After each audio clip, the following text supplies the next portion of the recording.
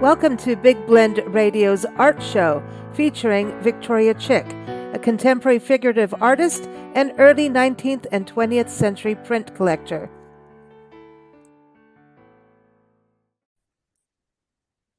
Welcome, everybody. You know, Victoria is here on Big Blend Radio, Victoria Chick, every third Saturday. And we're excited today because it is Women's History Month. March is Women's History Month. But also we have our new show, Women Making History. And so we were talking, and over the years, Victoria has written about so many artists in history, women artists. And it's actually, the list is pretty long. Even if they're a part of other stories, she's like, hey, but there's this lady who did this over here. And we were looking over this list and realized, let's start with some of the elder ladies of the past, women artists. And so today we're going to talk about three women that she has written about in the past. ARTEMESIA Gentileschi, she was born July 8th, 1593, and passed away sometime in 1656. We're going to talk about Mary EDMONIA LEWIS, born July 4th, 1844, passed away September 17th, 1907. And then we're going to go to Anna Mary Robertson. Many of you know her as Grandma Moses, born September 7th, 1860, passed away December 13th, 1961. So Grandma Moses was pretty young in this book of ladies we're going to talk about. So welcome back, Victoria. How are you? Oh, thank you, Lisa. I'm great, doing great today. And I think this is a really interesting topic, and I'm glad we're going to get a chance to do it today. And these are three very, I mean, I've written about a lot about women artists, sometimes as part of other articles, but it's we go back to the Gentileschi era, and a little before that. This always gives me a chance to harp on my favorite art history bad guy. And those of us who took art history, from the beginning of when art history actually became a subject for study in the 1800s, it's pretty new. We find that a man rose in prominence who set the tone for studying women's art, or maybe not studying it, but making sure that it got credit, and which actually he made sure that it got no credit. And that was Bernard Berenson. And he was, I don't know that he did it consciously, but when he wrote about famous artists, and he became the acknowledged expert, and every art historian for at least 50 or 60 years after him copied him in the artists that were worthy, so-called, of being studied, and none of them were women. So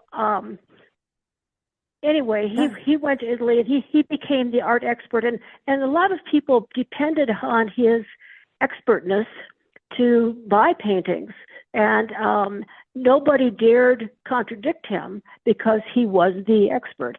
So as other art historians started writing about art history, they copied his list of artists who were worth writing about. And so that started a trend in museums choosing which artists they were going to purchase, which artists they were going to show. So it really goes back to Bernard Berenson. That has changed quite a bit. It started changing in the 1970s, and it continues to change today as people discover more artists worth writing about. Of course, there were a lot of artists, and even men artists, that he didn't approve of because they weren't innovative.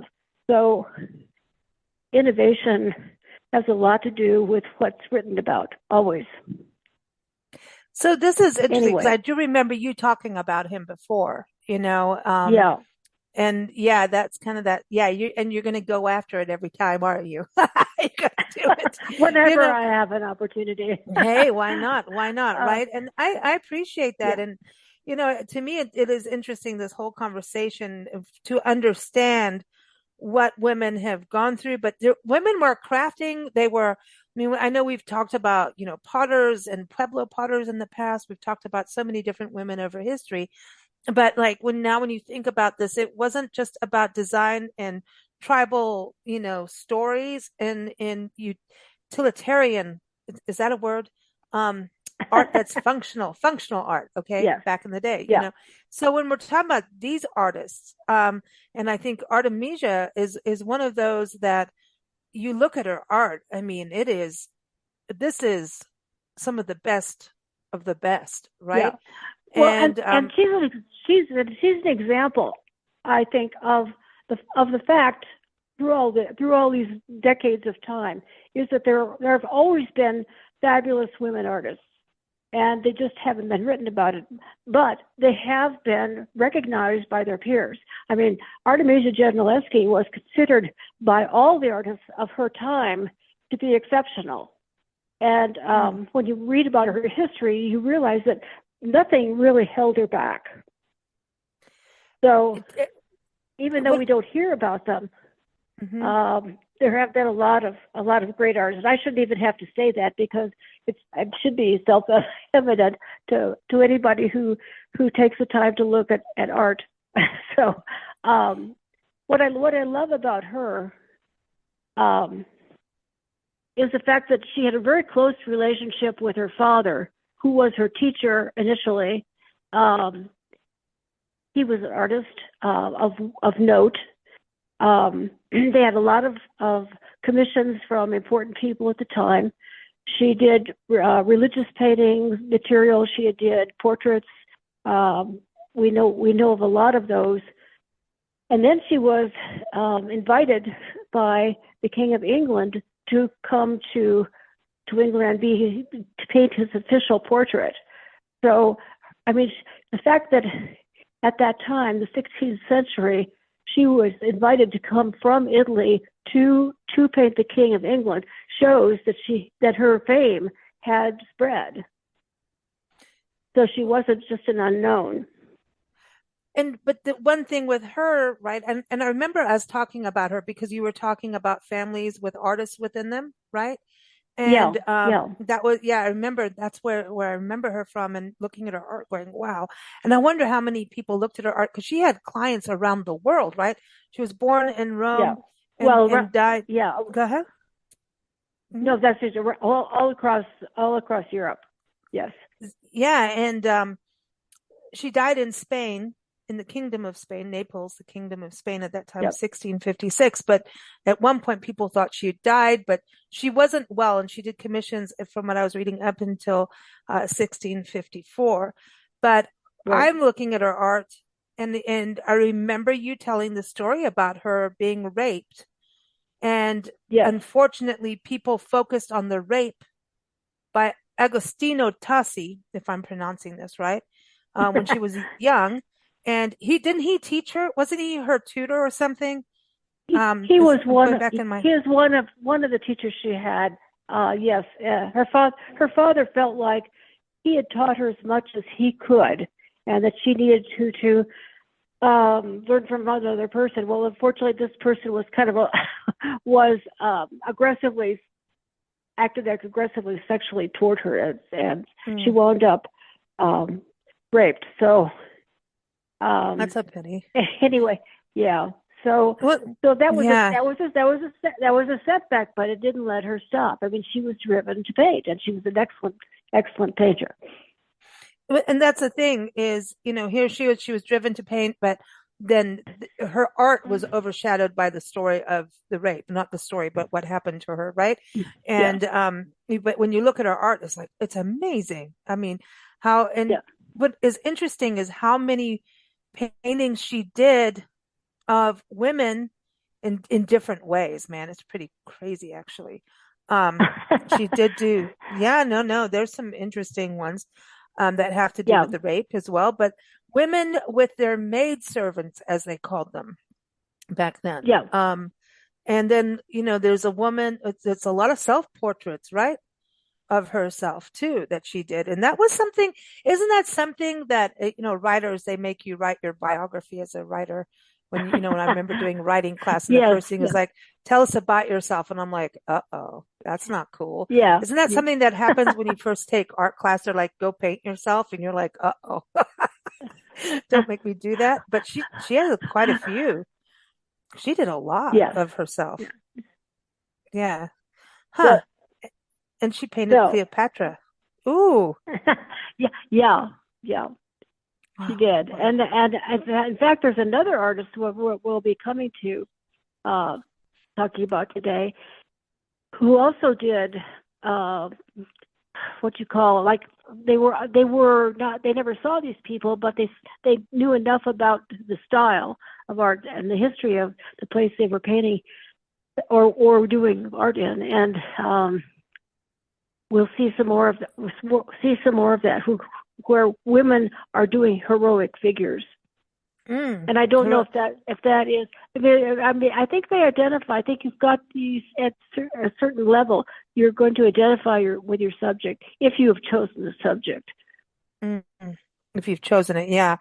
So Yeah. let's move on from Artemisia, because, and everyone, this is incredible. You should go look her up, because she's an amazing artist, and some of it is very raw and real, and kind of painful, actually. Some of the stories that she tells in her Yeah. paintings, and then some of them are beautiful and musical, and I think she was a documentarian in a way with her art, Artemisia. Well, to a certain extent, and also she was learning the style. I think the style of Caravaggio was very popular when she was learning, and she adopted his style. He did very dramatic scenes, and the drama was increased by the fact that the backgrounds were very dark and the figures really stood out. Whatever the action was, if it was one person or a cluster of figures, the contrast between light and dark was really dramatic, and I think that kind of drama suited her life. Yeah, I agree. Yeah, she's just actually becoming one of my favorite artists, just looking at her work. It's amazing. Yeah. Let's do Edmonia Lewis, Mary Edmonia Lewis, also known as Wildfire. And she was born in upstate New York, and she's Native American and African American, and of heritage, but she actually was in Rome, Italy for most of her life, right? That's pretty wild. And she died in Yes. England, in London. So that's a little bit different, isn't it?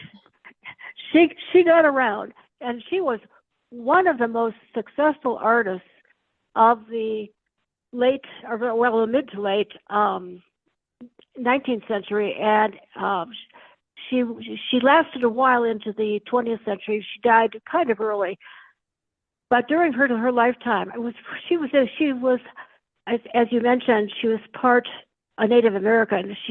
Her mother belonged to the Ojibwe tribe, and that tribe kind of was centered more partly in Canada, partly in the New York area. So she lived with her mother in an Indian community. So she was spent most of her time really kind of like a lot of us kids that were tomboys thought that would be great to live in the woods and be an Indian. But that was her life. But both of her parents died before she was 9, and she was taken care of by a variety of relatives within the Indian community. And she had a brother who was a couple years older than she was. He left New York during the gold rush era. He went to California, and he was very successful. He made a fortune, and he came back because his sister was talented. He saw that she was talented and she was smart. He wanted to send her to college and pay for it, which is kind of unheard of at the day, because hardly any colleges accepted women as students in the United States at the time. The exception was Oberlin College, And so she went there. I think she was only about 15 when she matriculated to college, and that was I wouldn't say it was successful. She learned a lot, but she was also bullied terribly, and she was beaten. It just I mean that stuff is happening today even, but Right. she she was just bullied, and she was really pretty miserable at that college. That's too So she bad. left a year before she would have graduated, and she went to Boston. She studied in Boston from a sculptor there. She just sort of apprenticed herself, and he was working in I'll call it neoclassical. You would recognize it by looking at old Roman statues or old Greek statues. He was this kind of that style, and but she was so good. Her fame was spreading rapidly, and she went. She went to. She started receiving commissions, and she was getting. And during this time, so also she was spending time in Rome. She went to Rome to study. Where else would be better to study neoclassical? So she did that, and then she came back to the Eastern Seaboard, and she started getting commissions, and she was getting fabulous commissions.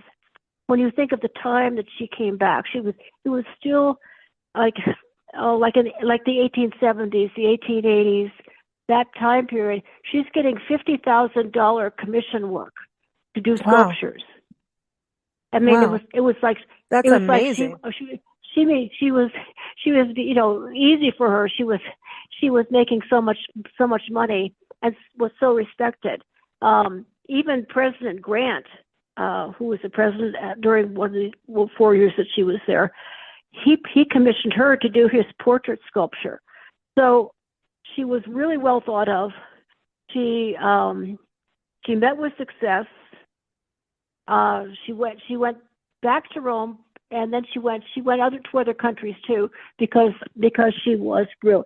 I mean, no matter whether she's a woman or a man, she was really good, and I love reading about her because life wasn't easier for her initially. Life sent her hard knocks, losing her parents. Fortunately, she had a really nice brother, and she was able to rise above all the bad stuff that happened to her at Oberlin. In fact, fairly recently, well, like in the last 15 years or so, Oberlin granted her a degree, even though she was not with us anymore. So they were trying to ceremonially make amends for having her been treated so badly. Wow. Wow. It's amazing. And when you look at her art too, I mean, I'm just Yeah. amazed. She's incredible. I mean, her sculptures are just, and Yes. it was said that the scholar Molefi Keita Sante, I can't pronounce any of this. He named her, he put her on the list of 100 greatest African Americans.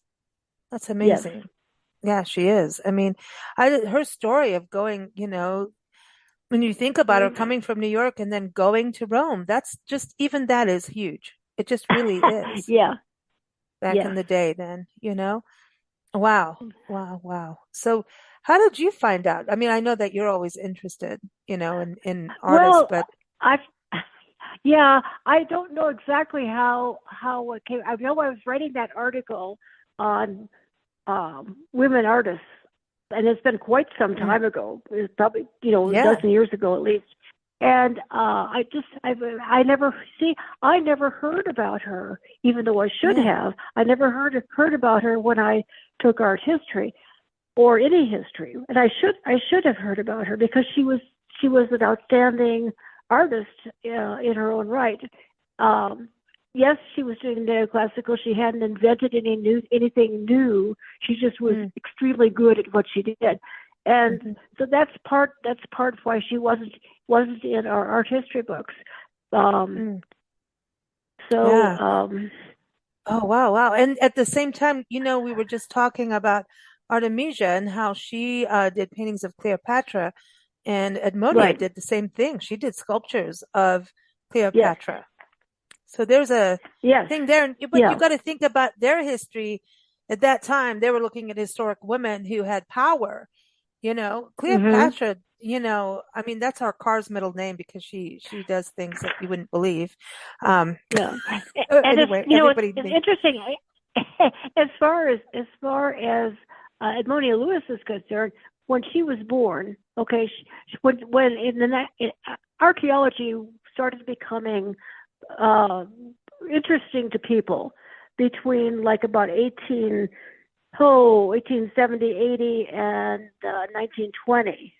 So she was living during that period of time, and when many of the Egyptian artifacts were seen by a lot of people for the first time, there was a history that there were many dynasties that were black people. A lot of them came from Nubia. So many Egyptian artworks feature. Well, of course, we can't see the color now because all that's worn off.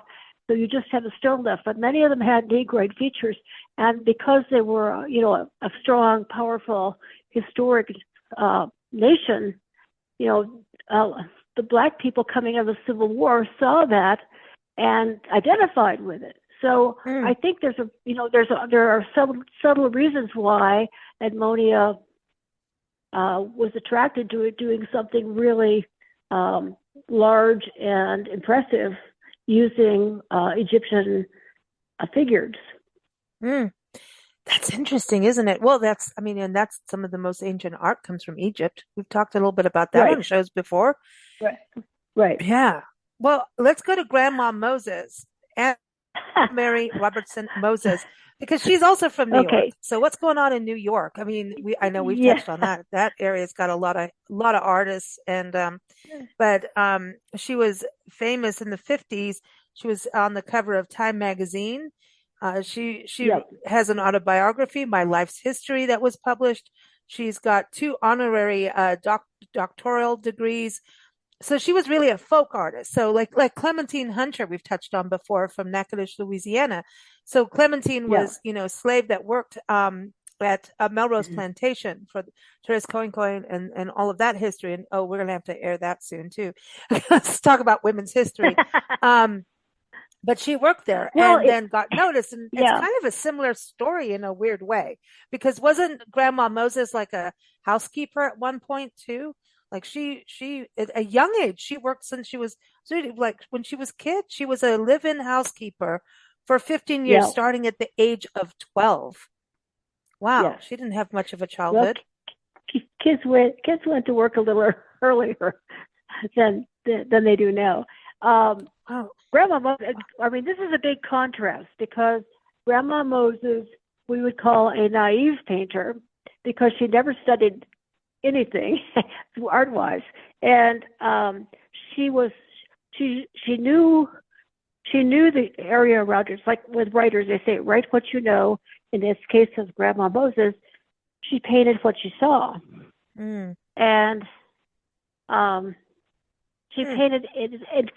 Sometimes people call her primitive. Sometimes they call her naive, which basically means an art term means the same thing. She rose to popularity, I think, because it was originally. I think it was. She became really popular because it was considered cute for an old lady who at that time was probably 55. She wasn't that old, but she was a grandma, and she was painting, and that was an unusual occupation at that time for a person that in our era would, 50s doesn't sound that far ago time wise, but things changed a lot in the 60s and 70s. So if she was just starting out then, she might not have been as popular. Wow. But at the time she became popular, somebody decided, and I don't know who really so-called discovered Grandma Moses. Somebody who brought her into the more of a national awareness. Mm-hmm. And her work was real suitable for Christmas cards and so forth. Well, I think that she was into Currier and Ives. I'm just reading up on her. Yet an employer noticed her appreciation for the prints by Currier and Ives, and that's who gave her drawing materials, was her employer. Oh, and so and then her and her husband worked on farms. They had 10 kids, 5 of whom survived infancy. Ooh. And she was also an embroiderer. So she, she came out of the background of it being appropriate for women to do samplers and that kind of thing, to embroider pillowcases and make put good, inspiring sayings onto samplers and have them framed. So she's coming out of that era where that was considered a good thing, but people in the United States in her level of work didn't do painting. So when they gave her art materials, that was really something, and she put them to good use, and her work became very popular. I mean, I'm not sure if her work was ever copyrighted. I mean, because she'd still be earning money from it, even though she's not here to receive it anymore, because people love her work because it's simple. That what she painted, she was very sincere about depicting. It meant something to her, just like Edmonia Lewis did sculptures that depicted important people, or just like Artemisia Gentileschi painted the subjects that she did. I mean, we talk about integrity. There's an integrity to all of that, and integrity to the things that Grandma Moses chose to paint. She was painting from the heart. She was painting from her experience. Okay, so that's part of it. That's how all of that comes together for everyone, pretty much. It seems like that. Yeah, I'm just really impressed by these women. I'm just absolutely. Yeah, I'm looking impressed. at what they've done and, just going, this is pretty incredible what they've managed to do, no matter what the issues are at hand. And, going from working at 12 years old to working on farms, and then, hey, I'm still doing art. And then apparently, she was really good at doing all kinds of, seasonal art as well. So it is like a Currier Ives thing, but then at the same time, in a weird way, Norman Rockwell in a weird, odd way to me. I don't know how to explain that, but it's kind of it's almost illustration work versus, you know what I mean? Right. It's daily scenes, and she became very famous. She really did. Wow. Yeah. And I don't know how much she painted of her own, own volition before she became popular. I don't know if she produced stuff, for other people, that other people were going to see it, or whether she was, because I think she originally was painting for her own enjoyment, and I don't know, sometimes something might sell really well, and they say do some more of that, So whether she was involved in that, or whether she just, they were just taking the stuff that she was interested in as a course of her own life and what she sees in that life, or whether she started painting stuff because other people liked it. We don't know that. I don't know that Hmm. anyway. So, um, Hmm. but it, I, I know her work is still reproduced. So I don't know if it's now in the public domain.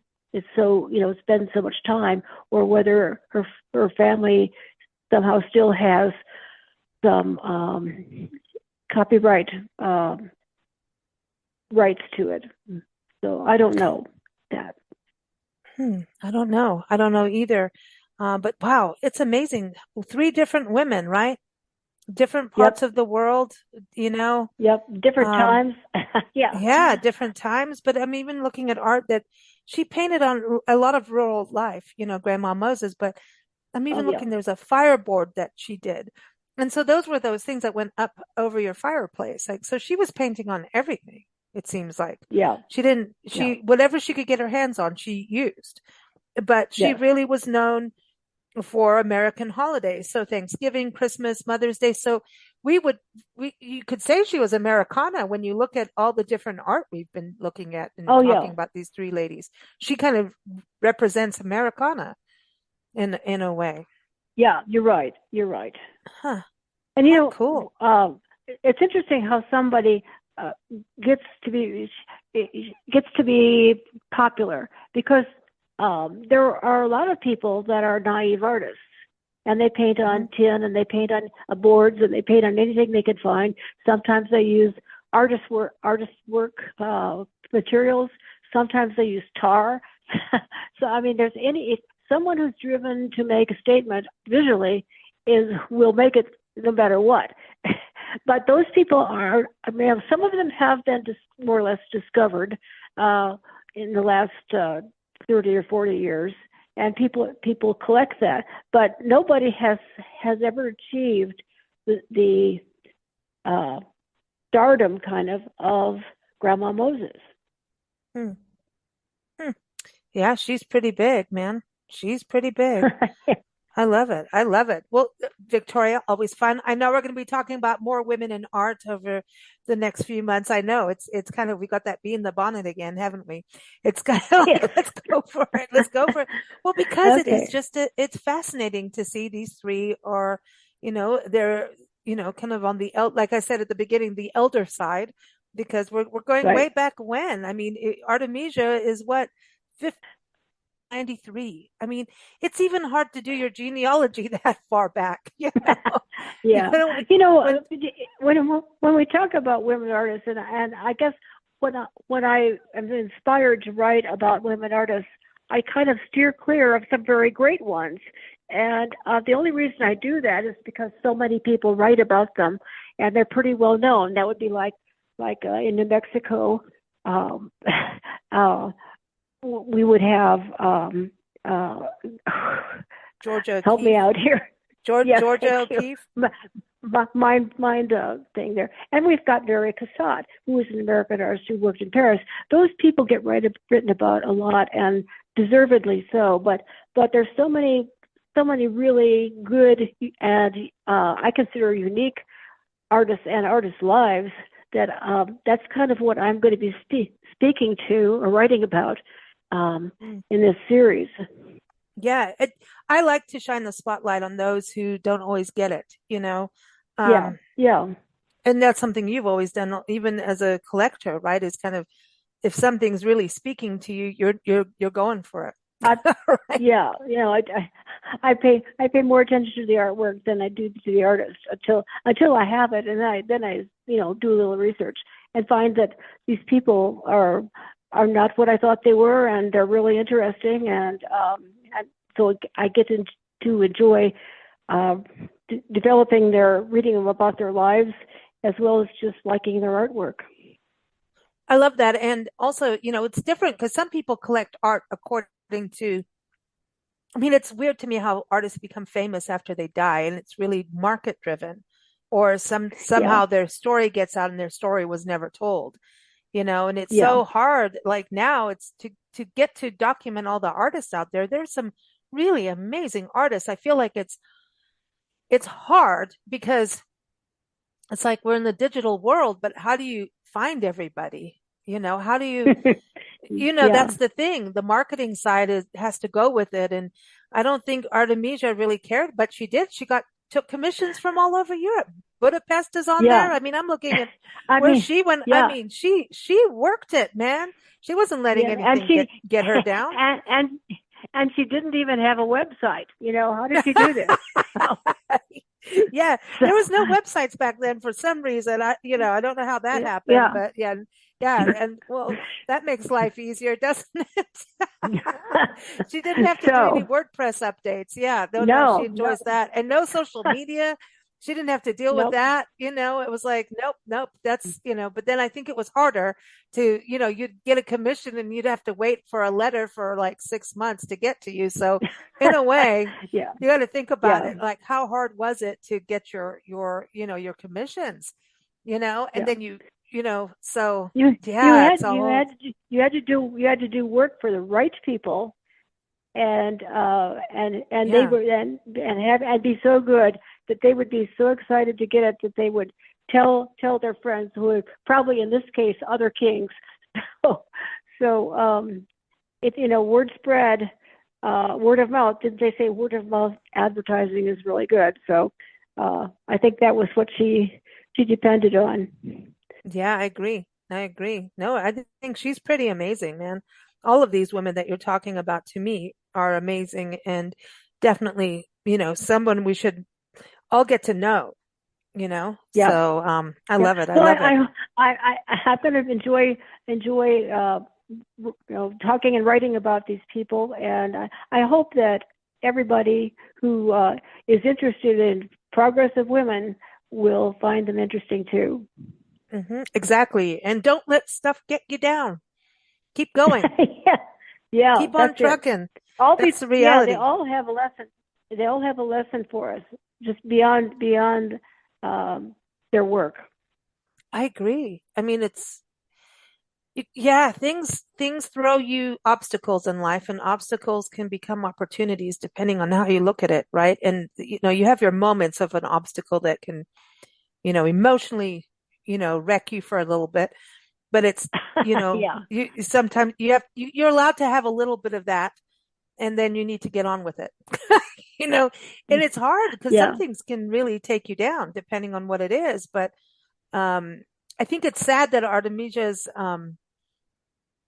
life where I mean, for the rape incident that she went through, for that to be more of a profile than her art is really sad because her yeah, art is incredible. And that's not someone you want to be remembered as a no, victim. And she looks very strong as a woman. Her yeah, self-portraits show her being strong and not wanting to be, and she does a painting series of this, but of the whole drama of the rape and what it's like to be that way. But then you see her later in life being stronger. Like the rape paintings yeah, are more of a and everyone, you have to look at them to see what I mean. It's not like, you know, yeah, right. it's shows what victimhood can look like. And she was a very young girl, and then you see her as a woman, strong and doing what she wants. So it's kind of like a then and now kind of. I think she, in her own way, through her art, was trying to tell a story of. Yeah, She's, to me, as a documentarian, a really, but an artist documentarian. Um, that she just showed the truth and was a storyteller through her art. Yeah. yeah. Wow. Very cool. Everybody, when somebody's being true, everybody is able to perceive it, and sometimes at different levels. They may not know, and truth. They may say truth if they don't see facts, but Hmm. um, but there's a quality, and I can't really, I can't identify it in every instance, but I know when I look at art, doesn't matter really what the subject is. I can see whether it was painted with truth in mind. I don't mean facts like it has to be, it has to be naturalistic or it has to be such, because you can see truth in abstract art too. Sure. So anyway, integrity. Yeah, yeah, it comes back to that, doesn't it? It always does. It always does, Victoria. Yeah, no, but that's important. And, and when you think in life, I think that's an important quality in anything, to have integrity to your work. If you're going against what you believe in, it catches up later and at the worst time, the most unexpected. So it's just so much easier. It's like, telling the truth or lying. It's better to tell the truth, man. It is. It is. You don't have to remember as much, for certainly. Exactly. Well, everyone, keep up with Victoria. Go to her website, victoriachick.com, and on there, if you go under her art, you can see Victoria's art, celebrating women in art. You got to go look at Victoria's work if you haven't already. She's also got so many articles and also write-ups about the artists that she has collected over the years, early 19th and 20th century prints. And it's really cool to go in there because a lot of the artists that she's collected are people you don't always find on Wikipedia even. So I encourage you to go have a look there. And of course, if you go to blendradioandtv.com, just type in Victoria Chick and you'll see past articles and interviews as well. And we're here every third Saturday with Victoria here on Big Blend Radio. So thank you so much, Victoria. Oh, thank you. I'll talk to you next time. Absolutely. Thank you for listening to Big Blend Radio. You can view Victoria Chick's artwork at victoriachick.com. Keep up with us at bigblendradio.com.